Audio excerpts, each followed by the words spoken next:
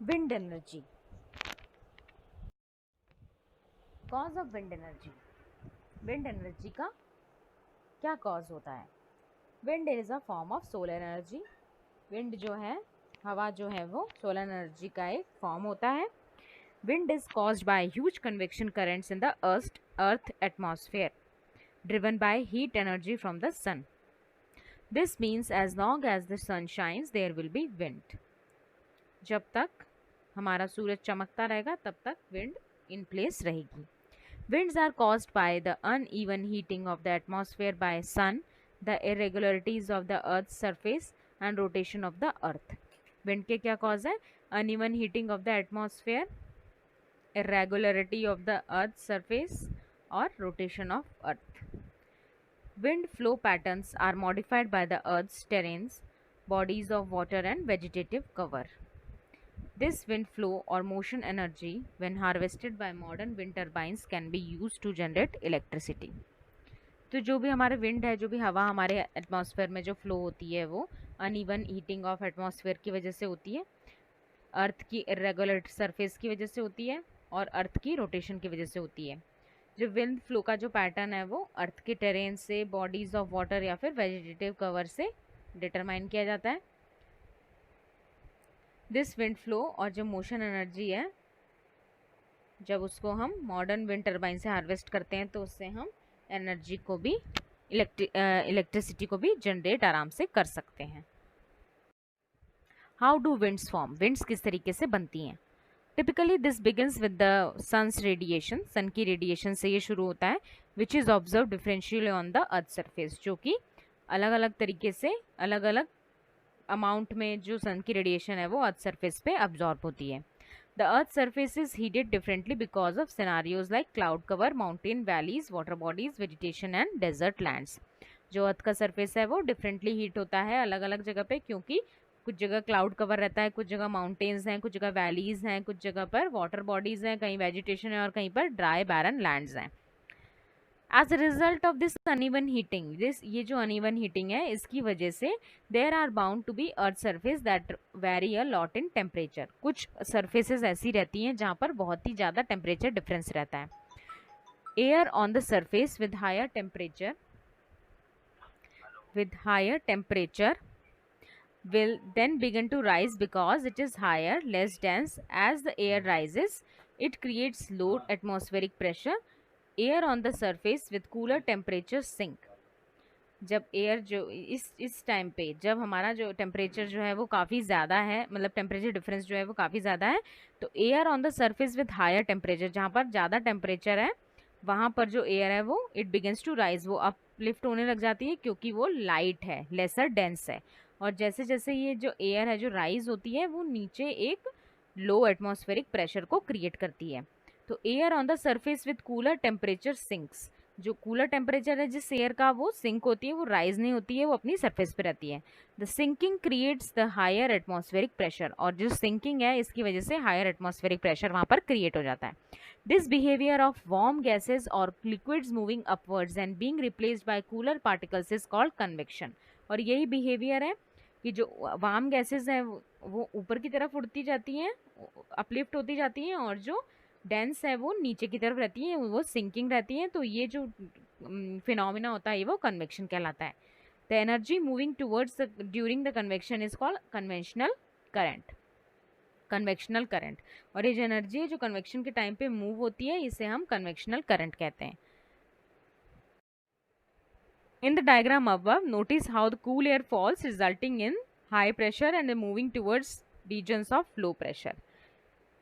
देखिए आप, ये सन है और ये जो हमारी जो सरफेस है यहाँ पे अलग अलग ये टेम्परेचर डिफरेंस की वजह से, यहाँ देखिए यहाँ पे क्लाउड्स हैं तो कूल एयर ओवर लैंड, और ये हाई प्रेशर, यहाँ पर ठंडी हवा है तो ये हाई प्रेशर जोन है, और यहाँ पर देखिए आप ये वार्म एयर है ओवर लैंड तो यहाँ पर लो प्रेशर है। तो विंड डायरेक्शन क्या रहेगा? ये हाई प्रेशर से लो प्रेशर की तरफ हमें विंड डायरेक्शन दिखाई दे रही है। क्लासिफिकेशन ऑफ विंड्स, विंड्स का क्लासिफिकेशन किस तरीके से किया गया है? Calm air, gentle breeze, moderate winds, strong winds, gale winds. तो ऑन द बेसिस ऑफ की स्पीड हम इसको अलग अलग तरीके से डिफाइन करते हैं। लाइट विंड क्या, काम एयर क्या है, लाइट विंड है, इसकी स्पीड जो है 1 किलोमीटर पर आवर रहती है.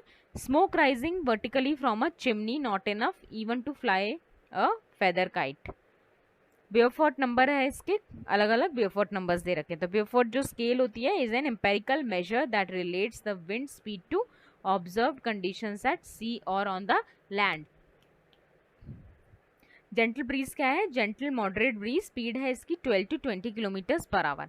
मॉडरेट विंड जो है ये है 20 to 38 kilometre per hour, enough to fly a kite and keep it going higher and higher.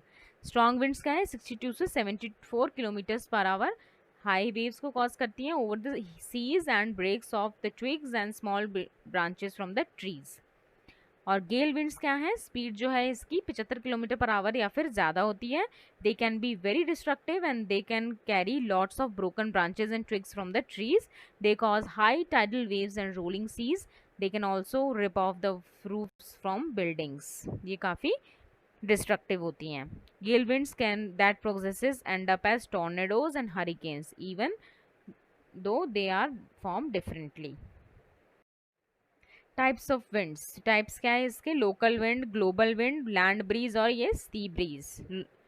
जो लोकल विंड है वो लैंड ब्रीज और सी ब्रीज है, और ग्लोबल विंड्स है जो doldrums, tropical easterlies, horse latitudes, prevailing westerlies और polar easterlies.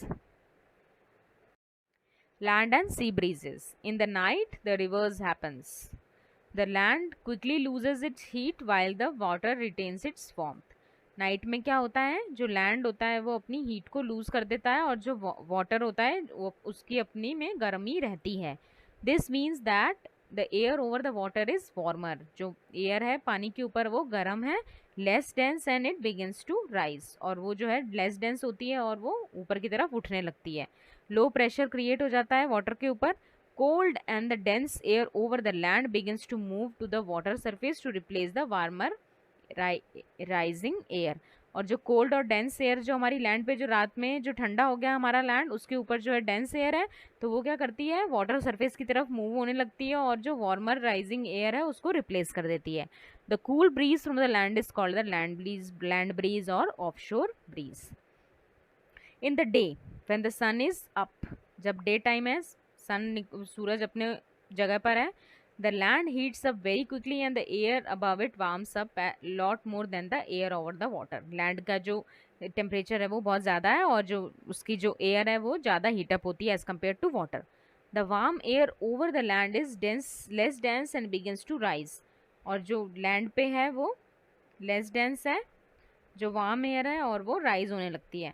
वहाँ पर लो प्रेशर क्रिएट हो जाता है और ये जो एयर प्रेशर है वाटर के ऊपर वो हायर है और कोल्ड डेंस एयर है which moves to occupy the space created over the land. वो लैंड की तरफ मूव करती है. जो वार्मर जो वहाँ पर एयर है वाटर के ऊपर, वो लैंड वाली एयर को रिप्लेस कर दिया है वहाँ पर जाती है. The cool air then comes along is called sea breeze और ऑनशोर ब्रीज. और ये जो कूल ब्रीज जो आती है वो कहलाती है सी ब्रीज या फिर onshore bridge.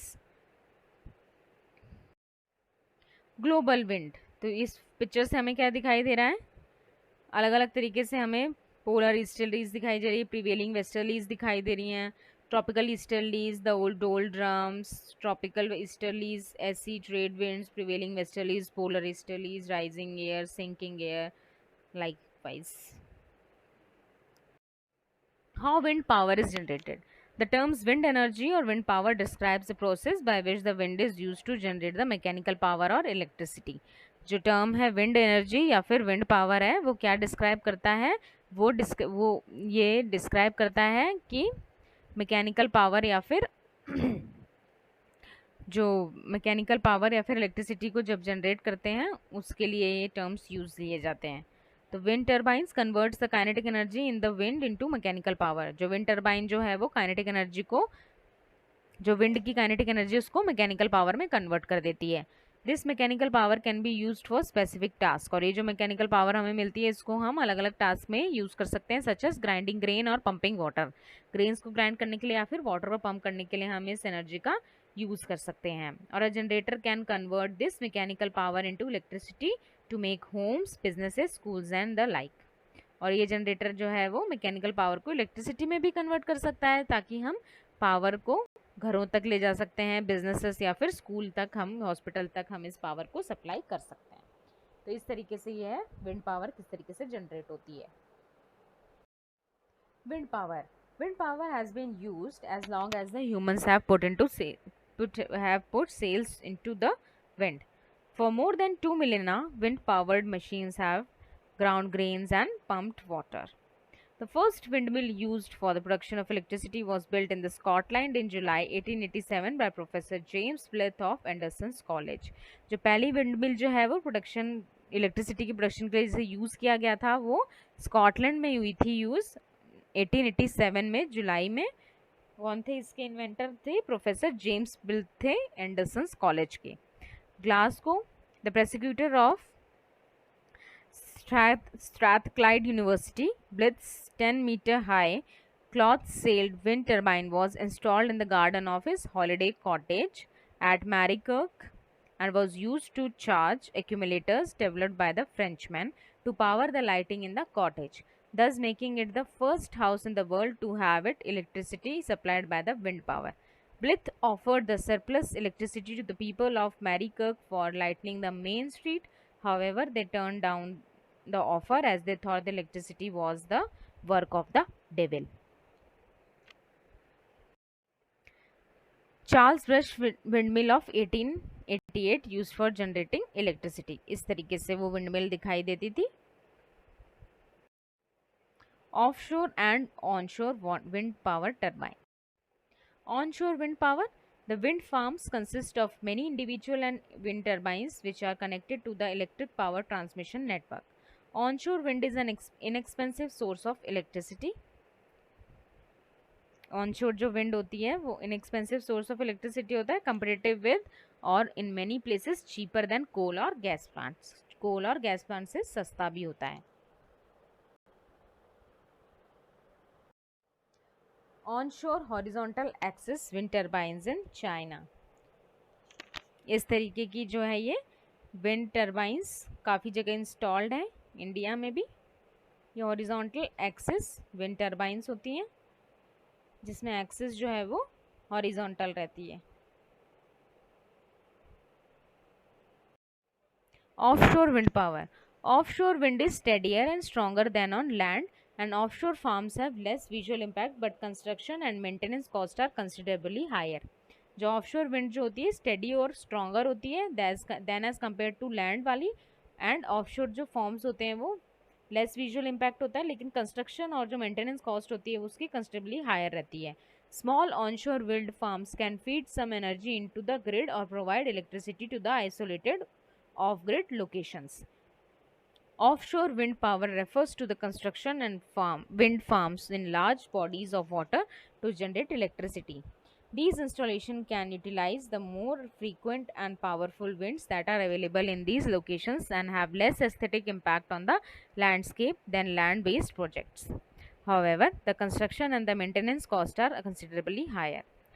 The world's largest offshore wind farms हैं जो London Array with a capacity of 360 megawatt in United Kingdom commissioned in 2012.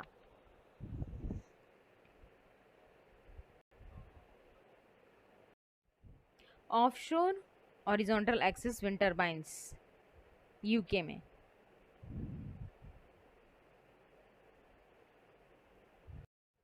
Wind turbine. Wind turbine is a device that converts the kinetic energy from wind into electrical power. Wind turbine क्या होती है? Device है जो कि kinetic energy को electrical power में convert कर देती है.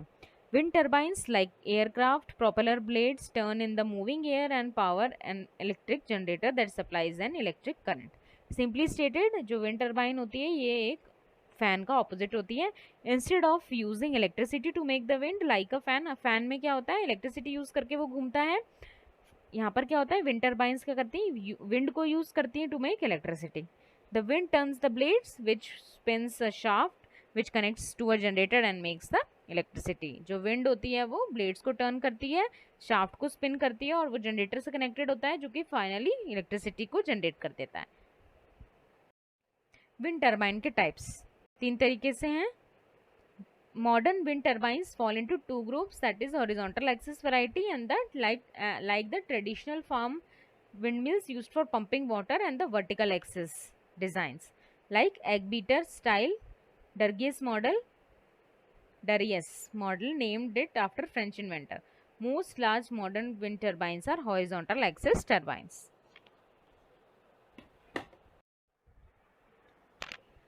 Horizontal axis wind turbines. Horizontal axis या फिर HAWT have a main rotor shaft and electrical generator at the top of the tower. जो मेन रोटर शाफ्ट और जो इलेक्ट्रिकल जनरेटर होता है वो top of the tower and must be pointed into the wind. The small turbines are pointed by a simple wind vane, while large turbines are generally use a wind sensor coupled with the servo motor. Such a tower produces turbulence behind it. The turbine is usually positioned upwind of its supporting tower. The turbine blades are made stiff to prevent the blades from being pushed into the tower by high winds. ये देख सकते हैं हम horizontal axis और vertical axis wind turbines. Vertical axis wind turbines have the main rotor shaft arrange vertically.